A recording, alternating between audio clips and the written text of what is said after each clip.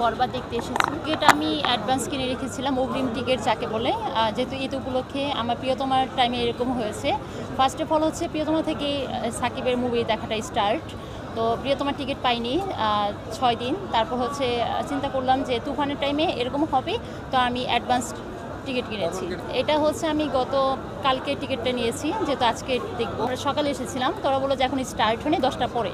আমরা হয় কি, যেহেতু আমরা কর্মজীবী মানুষ, আমরা মিডিয়া শোবিজের মানুষ, তো আমরা ঈদ ফেস্টিভ্যাল ছাড়া আমাদের সময়টা হয়ে ওঠে না পরিবার পরিজনকে নিয়ে। অবশ্যই আমরা ঈদের ছবি দেখতে আসি, আর সেক্ষেত্রে যদি একটু কমার্শিয়াল মুভি হয় তো দেখলে টাকাটা উসিল হয়। এটা তো অবশ্যই, কারণ বরবাদ হচ্ছে সব মুভিকে বরবাদ করে দিয়েছে। আর বরবাদ মুভি থেকে আসার পর এখনও মাথায় ঘোর বরবাদই আছে। তো আমি মনে করি যে পয়সা উসুলের মুভি হচ্ছে বরবাদ। আমি দেখে বের হলাম। স্ক্রিপ্ট চয়েস খুবই দুর্দান্ত ছিল, বিশেষ করে যিশুর এন্ট্রিটা খুব ভালো ছিল, আর সেখানে নায়িকা ইদিকা পাল ছিলেন। আর বিশেষ করে যার কথা না বললে না, আমাদের মেগাস্টার সাকিব খান।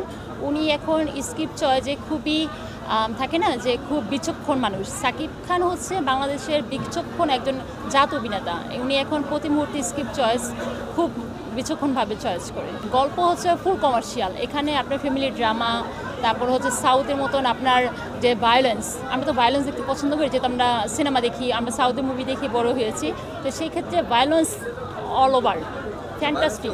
আপনি যদি এটা বলে তাহলে মার্কোর কথা কি বলবেন? আমরা তো সাউথের মুভি দেখার সময় হা করে তাকিয়ে দেখি, পুষ্পা দেখি। তো আমাদের ভায়োলেন্স যদি মুভিতে না থাকে, ভায়োলেন্স আপনার যদি টুইস্ট না থাকে, তো সেখানে পয়সা উসুল করার কথাটা আসে না। তো একটা সিনেমা প্রেমী সিনেমা দেখতে আসবে, পয়সা উসুল হবে, সেক্ষেত্রে কিন্তু বরবাদ 10-এ 10। ড্রামা ছিল, খুবই ভালো ছিল। এখানে আপনার মানে না বলে না, মিশা সওদাগর অভিনয়টা খুব দুর্দান্ত ছিল, আর প্রতিটা ক্যারেক্টার এন্ট্রিগুলো খুব ভালো ছিল। অবশ্যই সব কিছু মিলিয়ে বরবাদ 10-এ 10। ও আমাকে তো 100 কথা জিজ্ঞেস করা হয় না। আমি সিকান্দার দেখেছি, আমি গতকালকে সিকান্দার দেখেছি। তো সিকান্দার মনে করবো যে সালমান খানের সিকান্দার থেকে সাকিব খানের বরবাদ গল্প স্ক্রিপ্টে চয়েছে সাকিব খান বেস্ট। কারণ এখন সিকান্দার মুভির গল্পটা স্ক্রিপ্ট চয়েস ভালো ছিল না, সেখানে আপনার ডায়লগ ভালো ছিল না। এখানে আপনার বরবাদের খুব ভালো। সিকান্দার হচ্ছে আপনার বলিউডে, সেখানে আপনার অলমোস্ট 500 কোটি টাকা ইনভেস্ট করা, আর বরবাদ যতটুকু জানি 15 কোটি।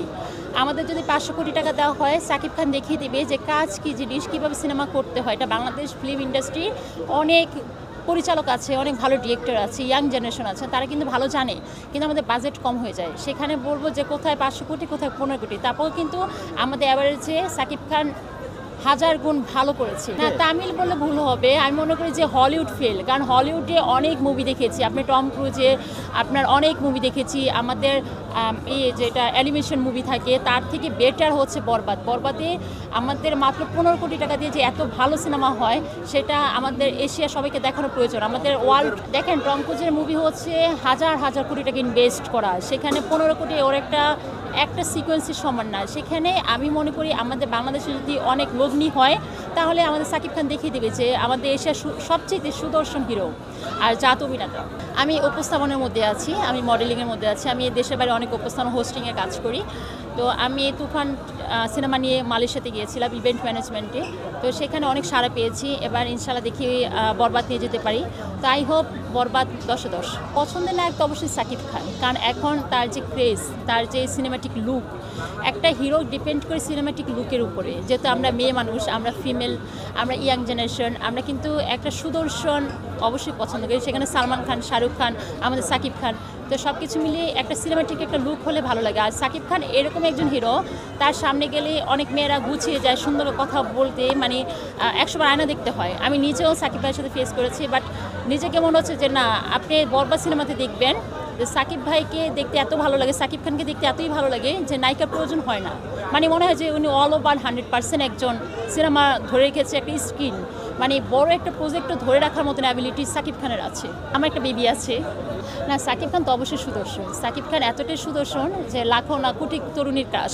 আমার ছোটোবেলার ড্রিম হিরো, আমার পছন্দের হিরো সাকিব খান, কারণ সাকিব খান এশিয়ার সবচেয়ে সুদর্শন হিরো। সেইখানে আমি মনে করি যে বাংলাদেশকে চিনতে হবে সাকিব খানকে দিয়ে।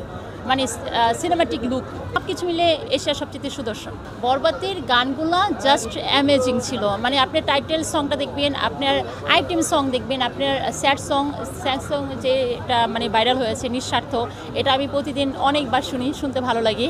বাট আমি মনে করি প্রিয়া আমার প্রিয়া মুভির মতন গানগুলা হিট হচ্ছে। সাকিব খান তো পছন্দের হিরো, স্বপ্নের হিরো। যদি সিনেমার অফারটা হয় কেন করবো না, অবশ্যই করব। আপনি বাচ্চা নেবেন না নেবেন এটা আপনার ব্যাপার, বাট হচ্ছে মানুষের একটা পার্সোনালিটি থাকতে হয়, গুড পার্সোনালিটি থাকতে হয়। আপনি দেখেন সাকিব খান হচ্ছে হিরো, ও চাইলে প্রতিদিন অনেক আর্টিস্টের সাথে কাজ করে। আর ও 2000 আমি যতটুকু জানি মেগাস্টার সাকিব খান হচ্ছে আপনি 97 থেকে তার স্টার্ট বা 98 থেকে তার স্টার্ট, আজকে 24, 25, 26 বছর ধরে সে অলরেডি এত কাজ করেছে। তার যদি এতই চরিত্রের সমস্যা থাকতো, তার 26, 27টা বউ থাকতো, তো সেখানে অপুর পর বুবলি কেন আসলো? একটা নর্মালি একটা ছেলে আপনি দেখবেন আপনার চারপাশে অনেকে ব্রেকআপ হয়, অনেকে ডিভোর্স হয়, বাট মিডিয়াটা একটু বেশি ছড়ায়। কারা বলে জানি না, বাট যে সকল মেয়েরা বলে, নায়িকারা বলে, বাট মডেলরা বলে তারা কাজ পায় না, তাদের সাকিব খান পাত্তা দেয় না। কারণ সাকিব খান সবার সাথে ছবি করে না। আপনি দেখবেন যে বিগত 3 বছরে সিনেমা শুধু ইন্ডিয়া ও বলিউড, কলকাতা, তারপর হচ্ছে দেশের বাইরের সব হিরোইনদের সাথে ছবি করেছে। বাংলাদেশের সিনেমা অনেক নায়িকা আছে, তাদের সাথে সে ছবি করবে না কোচ। তো এখন পাত্তা পায় না জন্যই কিন্তু সাকিব খান সম্পর্কে নেগেটিভ কথা বলে। সাকিব খান তো হচ্ছে বাংলাদেশের সালমান খান, তো সালমান খানের সাথে একটা মুভি করার জন্য পুরো বলিউড সবাই তাকিয়ে আছে কখন কোন নায়িকা ডাক করবে। সেম অ্যাবিলিটি হচ্ছে সাকিব খান। সাকিব খানের সাথে মুভি করার জন্য, তার পাশে মানে দাঁড়িয়ে কথা বলার জন্য অনেক নায়িকা রাতের ঘুম হারাম হয়ে যায়। আপনি দেখবেন হারলেনের একটা শোতে এখানে অনেক নায়িকা তার কাছে বসার জন্য অস্থির হয়ে গিয়েছিল। বাট ওনার মানে সাকিব, আমাদের একজন সাকিব খান আছে, আমরা গর্ব করে বলতে পারি তার পার্সোনালিটি। আপনি একটা জিনিস দেখবেন, সাকিব খান রোলেক্স ঘড়ি পরে, অরিজিনাল ঘড়ি পরে রোলেক্স, উনি 40 লক্ষ টাকা দামে ঘড়ি পরে, কিন্তু কখনো মুখ ফুটে বলে নেই যে আমি রোলেক্স ঘড়ি পরি। আমাদের সাকিব খান হচ্ছে সানগ্লাস পরে লাখ টাকা দামের, কিন্তু কখনো সে মুখ ফুটে বলে নেই। আর ওনার যে এইসব বিষয় হাইট রাখে, ব্যক্তিগত বিষয়ে উনি হাইট রাখে, ওনার পার্সোনালিটির মুখ দিয়ে কোনো কথা বলে না। আপনি দেখেন যে প্রতিটা মুহূর্তে হিরো হিরোইনরা কিন্তু ক্যামেরার সামনে আসে, কথা বলে, বাট সাকিব খান হচ্ছে খুব আদর্শ। মানে ওনার পার্সোনালিটি অনেক উপরে, মানে একটা হিরোর পার্সোনালিটি এরকম হওয়া প্রয়োজন যে স্বপ্নে আকাশ ছোঁয়ার মতন। সেখানে আমরা গর্ব করে বলতে পারি আমাদের একজন সাকিব খান আছে। ওটা ভাইরাল হওয়ার জন্য। ওনার যদি পার্সোনালিটি না থাকতো, উনি 26 বছর ধরে ইন্ডাস্ট্রিতে থাকতো না। বাট ওনার পার্সোনালিটি যদি না থাকতো, ওনাকে আপনারা চায়ের দোকানে দেখতেন, ওনারাকে বিভিন্ন শপিং মলে দেখতেন। আপনি কি বলতে পারবে, বা আশেপাশে সাধারণ জনতা, সাধারণ লোকরা কি কখনো বলতে পারবে যে সাকিব খানকে দেখেছি বসুন্ধরা মার্কেটে, সাকিব খানকে দেখেছি কফি হাউসে কফি খেতে? আপনি অনেক হিরো হিরোইনদের পাবেন যারা অনবরত সবার কাছে যায়, বাট সাকিব খান হচ্ছে আকাশ ছোঁয়ার মতো, আমাদের সালমান খানের মতো। অবশ্যই সাকিব খানের সিনেমাটা করবো। দেখেন ওটা তো অনেক পরের সাবজেক্ট, মানুষের একটা স্বপ্ন থেকে, স্বপ্ন এক জিনিস আর বৈবাহিক জীবনটা আলাদা জিনিস। প্রফেশনাল পার্সোনাল দুই জিনিস। প্রফেশনালের ক্ষেত্রে হচ্ছে সাকিব খান এগিয়ে, আর পার্সোনাল তো পার্সোনাল। বাট আমি যেহেতু প্রফেশনাল মাধ্যমে আছি, আমাদের ইন্ডাস্ট্রির মাধ্যমে আছি, তো প্রফেশনাল ক্ষেত্রে অবশ্যই সাকিব খানের সাথে মুভি করা দুনিয়া সব কিছু বরবাদ করে দেবো, যে সাকিব খানের সাথে মুভি করতে হবে। মানে আপনি দুনিয়ার সব কিছু বরবাদ করে সাকিব খানের সাথেই মুভি করবেন? যেহেতু সে মেগা স্টার, স্বপ্নের নায়ক।